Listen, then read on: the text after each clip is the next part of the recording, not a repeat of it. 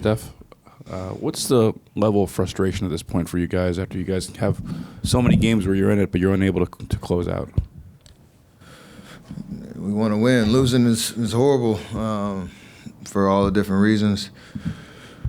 Played hard tonight.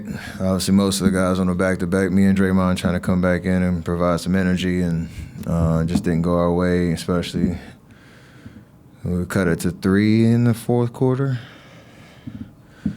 And then, the avalanche started, some tough turnovers, missed shots that might have affected our morale and our defense and our energy.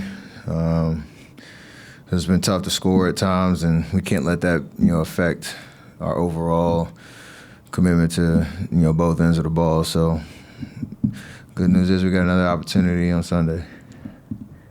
Stefan, Draymond said that he's more than willing to kind of do whatever you guys need to win games and support. And what do you like about him kind of leading that second unit? And that's worked before for you guys. Can that be sort of a spark?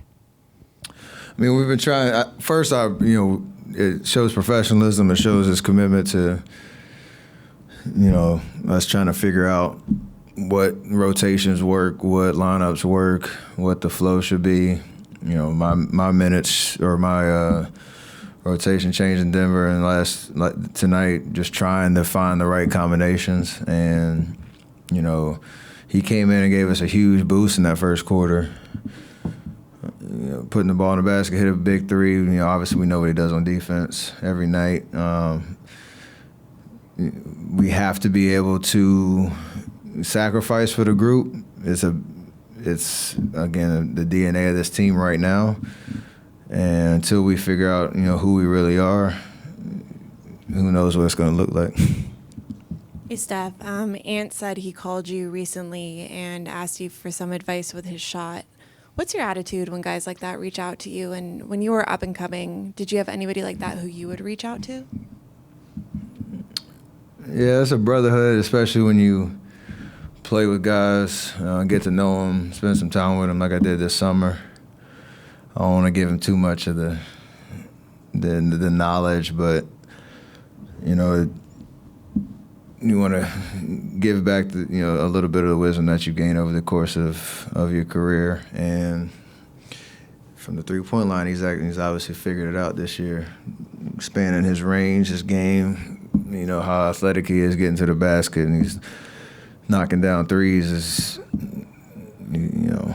He's evolved even more than he already has early in his career. So I love when people ask me that type of questions. It still keeps me sharp. It keeps me engaged on how I'm doing things. I learn some stuff too from the questions they ask.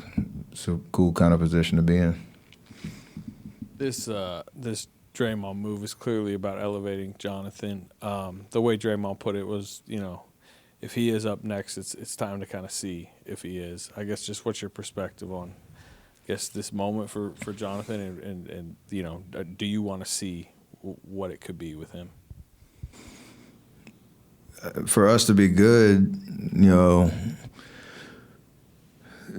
saw it in the Houston game. You've seen flashes. We need him to be the best version of himself. We have to be able to figure out whether it's play calls, whether it's certain rotation or lineup combinations, what can unlock his ability to get downhill, put pressure on the basket, demand attention from the defense, and he's a big weapon for us. So yeah, and especially the way the early season's gone, games that we've handed away after big leads, tough scoring nights like tonight. You gotta.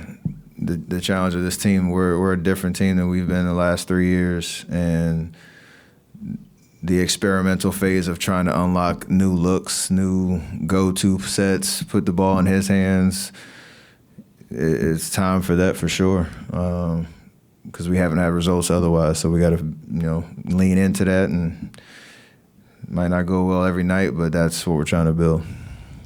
I imagine a decision like bringing Draymond off the bench doesn't get made without your knowledge. How involved were you in that process? Same process with all type of decisions. You give your input. Like I said to Jeannie's question, it's about the culture and the commitment of how we do things. Like, I've come off the bench plenty of times. Draymond's come off the bench. Wiggs, J.K., like everybody's been in that situation where we're trying to figure it out. So who knows how long it'll last? Who knows if it's 1 game, 5? Who knows? You know, every day is us trying to figure it out, especially when you're in a situation we've been in where, you know, we start 12-3 and been on a big slide. We got, you know, be all in on that. Looked like Edwards. I mean, he was celebrating pretty hard late, and looked like you said something to him. What was that? I think I said something about we right back at it on Sunday. And, yeah, I know he loves to talk. I love that energy he brings. You got to go right back at him. Fun part about this little baseball series, we get to do it again on Sunday. I know the season is long, and you guys, nobody's getting any younger. I mean, how much of it is energy for you guys and just trying to keep up pace of play and energy-wise? I mean, yeah, the league's changed over where you have teams, even Minnesota's playing a little bit faster than they have in years past, but I think we just want to. It's not an energy thing. It's just us being able to execute for longer stretches, create good shots for longer stretches of the game, and how we are doing that hasn't been very clear and consistent. So that's on all of us as players to continue to talk, stay together. A night like tonight where it's not going your way, don't let it affect your body language. Don't let it affect, you know, the culture on the bench, in the locker room, and hopefully we can, you know, turn things around. I feel like we have that commitment, and I feel like we are still, you know, engaged on trying to figure this thing out. Steph, you had said the knees thing was something new that you were dealing with after sitting out Thursday. How's it feeling, and how do you feel about the process of maybe sitting out a back-to-back and here and there and maybe trying to manage this?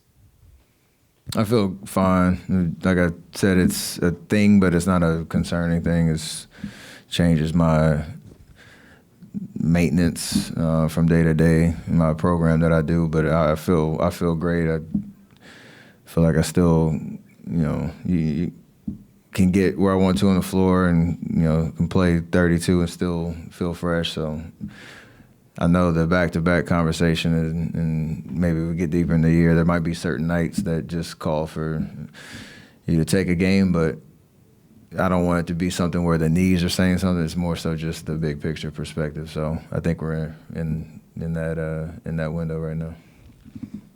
Hello, Stephen. Last month, I participated in for the Eastland Play Foundation to help to rebuild the last elementary school. This year, as a volunteer, I talked with another volunteer from the community. They really appreciate you and Aisha and the foundation, the contribution for the community. But how do you think your roles for the Oakland for the kids? My role? Yeah. Continue to leverage and direct resources, you know, funding, programming, tutoring, towards creating an amazing school experience for kids in Oakland Unified School District. It's part of our mission with the foundation, so it's been a really cool opportunity. And even looking at All-Star Weekend, being here, having another moment where we can shine a light on the greatness and the potential that's in the school district, and we're just privileged and blessed to be able to do that work.